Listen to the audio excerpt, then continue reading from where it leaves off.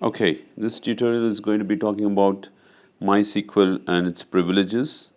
Uh, MySQL has four types of privileges that could be assigned. One is at the MySQL server level, in which all databases that are defined within the MySQL server could be granted privileges. That is called something as grant all on star, for example. Okay, then we define the username. Okay, then we define the local host, and from there we've got identified by, then we mention the password over here, that as to what password they should be using. Then we have the database level, in which the only difference is, instead of the star, you mention it as a database name dot star. Okay. Then we have the third option, which is called the table level, in which we mention the table name specifically.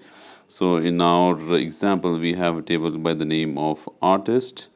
Okay, and so we say music.artist. Okay, to give this particular user at this local host with this password access to all on this table. Then we have something at the column level. We could say that within this table, if there is an ID called column called track ID or time, what we could say is just grant select access to this user from via the local host.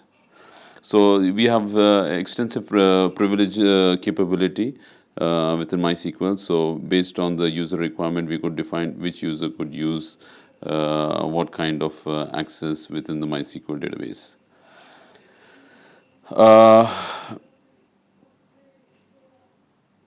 Now, in terms of granting privileges to and giving access, so that by default the root user has privileges to everything.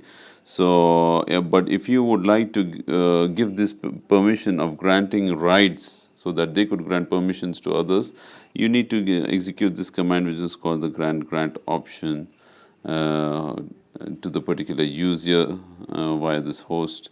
Okay, so that he could be granting privileges to other users.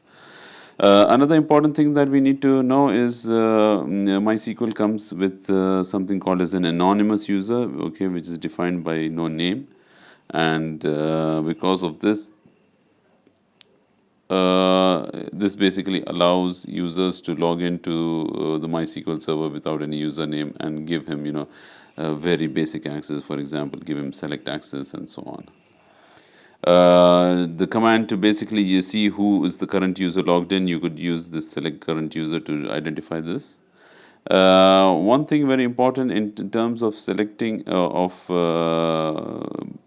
granting permissions, whenever you mention a username and a host, okay, it is always taken as the most restrictive in terms of the permissions that are allocated in case there are many rules applicable to the same user or to the same local host or IP address. But first we have that the host is checked and then the user. So for this example, okay, we would take, since if Dave would like to log in from the local host, it would be taking this permission.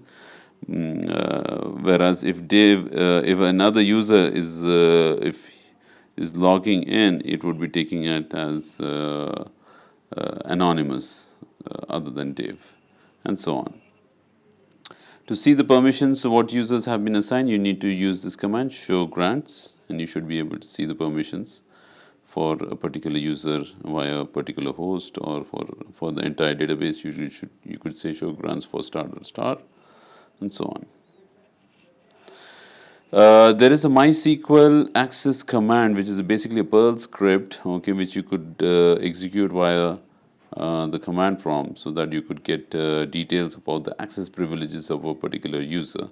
So instead of going into the MySQL monitor, you could just execute this at the command level, and you would get details about that particular user.